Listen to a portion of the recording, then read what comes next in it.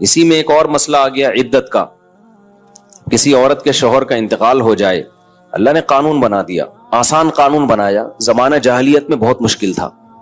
جب کسی عورت کے شوہر کا انتقال ہوتا تھا تو زمانہ جاہلیت میں عورت 2 سال عدت گزارتی تھی. کتنی؟ 2 سال. اور اس 2 سال میں وہ میلی کچیلی رہتی تھی. یہاں تک بھی بعض روایات میں آتا ہے اس کی جگہ کو گندا رکھا جاتا تھا, مینگنیاں لا کے ڈال دی جاتی تھی گند میں رہے. اسلام نے اس حکم کو ختم کیا. یہ ظلم ہے عورت کے اوپر.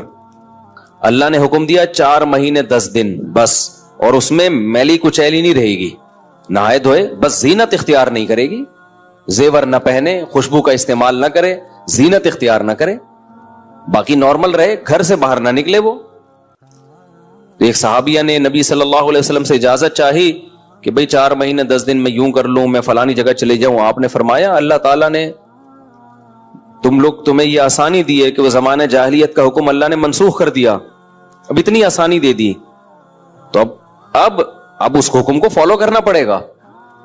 اب آج کل خواتین کیا کرتی ہیں, شوہر کی ڈیتھ ہوئی, جو دیندار نہیں ہے ان کی تو بات ہی نہیں کر رہا نا, ان کی نظر میں تو عدت ودت کی کوئی 2 ٹکے کی حیثیت ہی نہیں ہے, وہ تو اس کو دقیانوسی حکام سمجھتی ہیں. لیکن جو دیندار ہیں وہ بھی بھائی, وہ ڈیتھ ہوئی, شوہر کا چہرہ دیکھنے کے لیے جا رہی ہیں ہسپتال, پھر وہ فلانے کے کام سے جانا ہے تو آج فلانے کے کام سے جانا ہے, تو آج یوں کرنا ہے, آج یہ کرنا ہے, یہ فلانے پورشن میں چلی جاتی ہوں, ماموں کے گھر جا کے عدت گزار لیتی ہوں. بھائی اللہ تعالیٰ نے جو عدت کے حکام دیے ہیں, شوہر کی ڈیتھ ہوتے ہی عورت کی عدت بولو شروع. اور عدت میں 2 کام لازمی ہیں, گھر سے نہیں نکلنا ہے, زینت اختیار نہیں کرنی. اب اس میں لوگ ہمیں تنگ کرتے ہیں, یار وہ چہرہ دیکھنے جانا چاہتی ہے ہاسپٹل میں. بھائی شوہر کو گھر لے آؤ, اگر بیوی نے اپنے شوہر کو دیکھنا ہے میت کو گھر لے آؤ. عورت نہیں روڈ پہ آ سکتی, جنازے کی چارپائی کے پیچھے پیچھے جا رہی ہوتی ہے گھر سے باہر نکل کے. پھر اللہ کو غضب آئے گا, جب میں نے ایک آرڈر دے دیا ہے اس کو ہلکا کیوں لے رہے ہو. عیادت کے لیے نہیں جا سکتی وہ, سمجھ رہے کہ بھئی فلاں بیمار ہے تو چلو میں عیادت کے لیے چلی جاؤں, فلاں کی ڈیتھ ہو گئی چلو میں تعزیت کے لیے. حج ختم ہو جاتا ہے اس سے. حج کی کتنے مسئلے آتے ہیں, عورت نے حج کی درخواست دی ہوئی ہے, نام آ گیا, حج پہ جانے کی تیاری ہو گئی, شوہر کا انتقال ہو گیا, اب جس دن جانا ہے 4 مہینے تو ہو جائیں گے, 10 دن رہ جائیں گے. تو ہم کہتے ہیں بھائی 10 دن کیا, 1 گھنٹہ بھی رہ گیا ہونا 4 مہینے 10 دن ہونے میں, آپ کو 1 گھنٹہ پہلے بھی نکلنے کی اجازت نہیں. بے شک حج ضائع ہو جائے کوئی بات نہیں, حج کینسل ہو جائے, کیونکہ حج کی فرضیت پہ عدت مقدم ہے. حج اگلے سال بھی ہو سکتا ہے, عدت تھوڑی ہو سکتی ہے. تو ہاں یہ اللہ نے آسانی رکھ دی ہے کہ جس عورت کا کوئی کمانے والا نہ ہو, اللہ نے لچک, جہاں شدید ضرورت تھی وہاں اللہ نے خود بخود لچک رکھ دی کہ بھوکے تو نہیں مر سکتے نا, کمانے والا کوئی نہیں ہے تو کمانے کے لیے جا سکتی ہے, مجبوری ہے بھائی کمانا. تو اس میں فقہاء نے بیان کیا دن میں جائے بغیر زینت اختیار کیے, اور دن میں واپس آ جائے, اور صرف کمانے کی حد تک باہر نکلے, ادھر ادھر نہ جائے. اب اس میں خواتین یہ کیوں ایسے کیا, بھائی اللہ کا حکم ہے, اب اس میں آپ کو چونو چرا کی اجازت بولو نہیں ہے, بس آرڈر دے دیا. پھر اللہ نے یہ بھی حکم نازل کر دیا کہ اگر عورت پریگنینسی میں ہے تو بچہ ہوتے ہی اس کی عدت ختم ہو جائے گی. دیکھو ہمارے نبی صلی اللہ علیہ وسلم بھی اللہ کے آرڈر کے سامنے کیسے اپنی عقل نہیں استعمال کرتے تھے. ایک صحابیہ کو حمل تھا, ان کے شوہر کی ڈیتھ ہوئی ہے اور ادھر بچہ پیدا ہو گیا.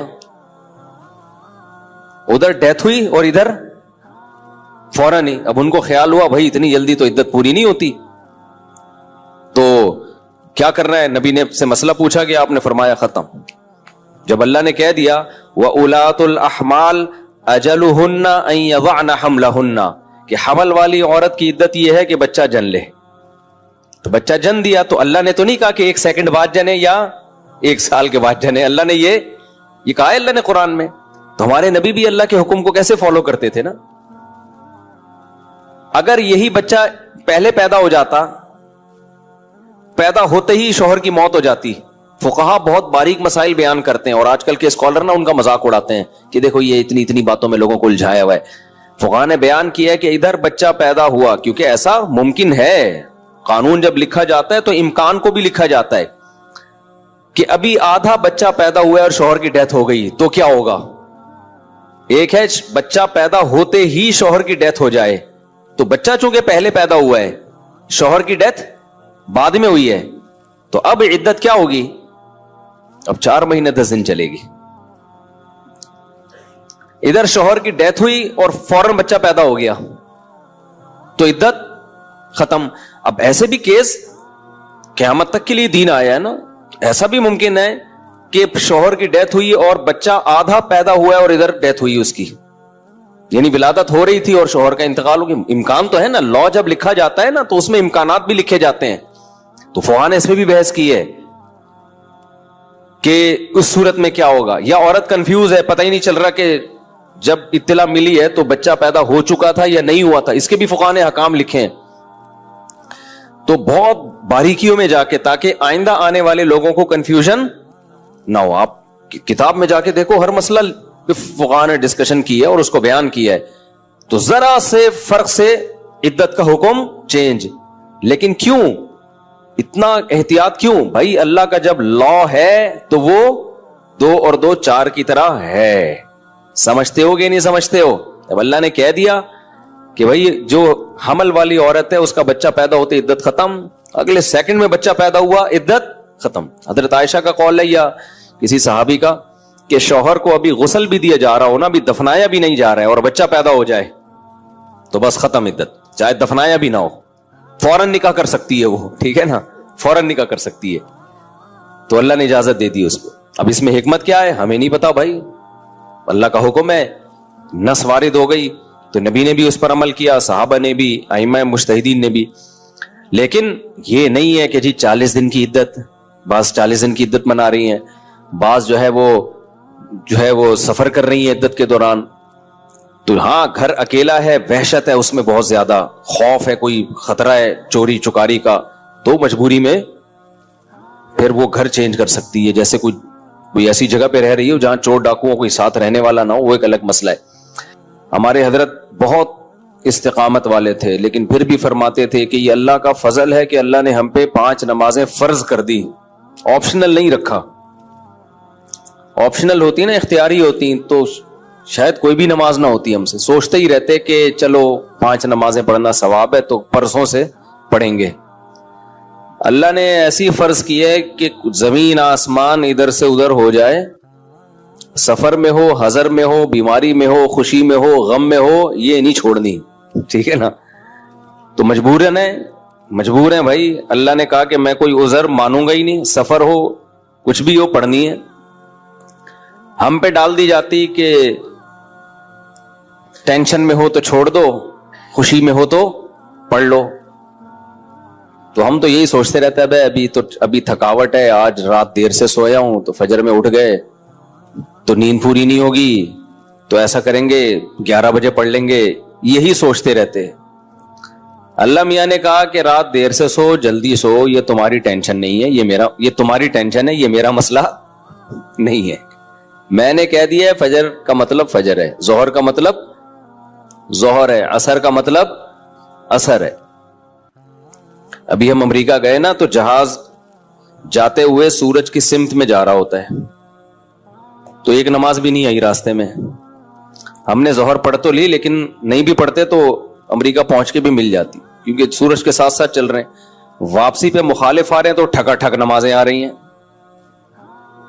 اب جب ٹھکا ٹھک نماز آ رہی ہے, ایک نماز کا ٹائم, فوراً دوسری نماز, فوراً تیسری نماز, فوراً چوتھی نماز, فوراً 5ویں نماز. اور اللہ نے فرض نماز میں کہا ہے کہ کھڑے ہو کے پڑھو, قبلے کی طرف پڑھو. یہ ممکن نہیں ہے تو پھر مجبوراً بیٹھ کے پڑھو, لیکن فرض نماز پھر بعد میں لوٹانی چاہیے, کیونکہ فرض نماز اصل میں قیام بھی فرض ہے اور قبلہ رو ہونا بھی فرض ہے. تو اب ہمارے ساتھ دوست تھے, انہوں نے کہا کیسے؟ میں نے کہا مجبوراً بھائی پڑھنی پڑے گی, اللہ کا حکم ہے, نماز آپ سفر میں نہیں چھوڑ سکتے. اللہ نے 4 کی 2 کی ہی اسی لیے کہ میں نے 4 کی 2 کر دی ہیں, چھوٹی کر دی ہے, اس لیے کہ چھوڑنا نہیں ہے, آدھی کر لو.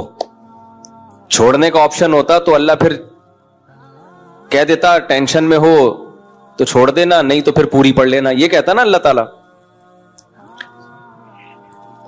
اب جب نماز کا ٹائم آیا, ہم نے کہا بھائی کہ نماز پڑھنی ہے, تو وہ نماز میں جہاز میں جگہ کہاں دیتے ہیں. خیر ہم نے ریکویسٹ کی تو جگہ آگے, انہوں نے کہا آگے جا کے پڑھ لو. تو ہم نے کیا کیا, ہم نے کہا بھائی آج کل ایک ایپ آ رہی ہے جو لوگ جہازوں میں سفر کرتے ہیں, اس کا نام ہے حلال فری کر کے کچھ ہے, نام بھول گیا میں, بڑا زبردست نام ہے, آپ لوگ نوٹ کر لیں, وہ کبھی جہاز میں سفر ہو نا, حلال ٹرپ, یہ ایپ ڈاؤن لوڈ کر لیں اپنے موبائل میں. اور اگر ڈاؤن لوڈ نہیں ہو رہی تو ڈائریکٹ گوگل پہ بھی سرچ کی جا سکتی ہے, حلال ٹرپ گوگل پہ لکھیں تو وہ ایک ویب سائٹ آ جائے گی, وہ کھولیں, وہ آپ سے مانگے گا جہاز کے ٹائمنگ کیا ہے, کدھر سے کدھر جا رہا ہے, کیا تاریخ ہے, آپ اس میں ڈالیں گے, ٹھک کر کے وہ بتا دے گا کہ آپ کی جو گھڑی میں اس وقت ٹائم ہو رہا ہے اس کے مطابق فجر کتنے بجے, ظہر کتنے بجے, عصر کتنے بجے, مغرب کتنے بجے, عشاء کتنے بجے, اور اتنے بجے قبلہ کہاں ہوگا, اتنے بجے قبلہ جہاز میں کس سمت میں ہوگا. وہ بڑی خاندانی ایپلیکیشن ہے. تو وہ آپ جیسے ہی ڈالیں گے ٹھک کر کے, تو ایک گھڑی آپ ایسی رکھیں جو چینج نہ ہو ٹائم اس کا. تو یہ خوب مسئلہ سمجھ لیں کہ جہاز میں آپ کو کھڑے ہو کر نماز پڑھنی ہے, اگر ممکن نہ ہو اجازت نہ دیں پھر مجبوراً بیٹھ کے پڑھیں, لیکن اس نماز کو لوٹا لیں. تو ہم نے تو کھڑے ہو کر اجازت مل گئی تھی, ہم نے کہا چلو پڑھتے ہیں. اس میں یہ آسانی ہے کہ ظہر اور عصر اکٹھی, لیکن کیسے اکٹھی, اس طرح سے اکٹھی کہ ہم نے دیکھا کہ ظہر کا ٹائم ختم ہو رہا ہے, فرض کریں 5 بجے ختم ہو رہا ہے, اور عصر کا ٹائم 5 بجے شروع ہو رہا ہے. تو ہم نے کیا کیا, وضو کر لیا, کیونکہ جہاز کے واش روم میں وضو کرنا بھی آسان کام نہیں ہے, تمیز سے وضو کیا کرو, وہاں پہ ایسا کیچڑ نہ کر دو کہ وہ بولیں نمازیوں پہ پابندی لگا دیں. اس میں وضو تمیز سے, پانی نہ گرے. میں تو وضو کر کے ٹیشو سے سب نیچے صاف کرتا ہوں تاکہ کوئی نیا بندہ جائے نا, وہ یہ نہ کہے یہ مولویوں کی وجہ سے دیکھو کیچڑ کتنا ہو گیا, برا امیج نہ جائے. تو صاف ستھرا کر کے بالکل اس کو, کوئی بات نہیں, ہاتھ خراب ہو جائے گا اس کو دھو لو آرام سے, لیکن امیج اپنا خراب نہ کرو کہ یار یہ نمازی لوگ جب بھی جہاز میں آتے ہیں کیچڑ کر کے جاتے ہیں. ایک نے مجھے بتایا, پائلٹ نے, کہ ہم کہیں جا رہے تھے, کہیں اجتماع تھا, تو سارے نمازی بیٹھے ہوئے تھے جہاز میں, تو کہہ رہے جہاز کی حالت یہ ہو گئی تھی کہ جیسے کوئی تالاب بنا ہوا ہوتا ہے, سارے وضو کر کر کے آ رہے ہیں گیلے پاؤں کے ساتھ پورے جہاز میں نا, کہتے ہیں ایسا کیچڑ ہم نے زندگی میں کبھی نہیں دیکھا جہاز میں. تو کتنا برا امیج گیا نا.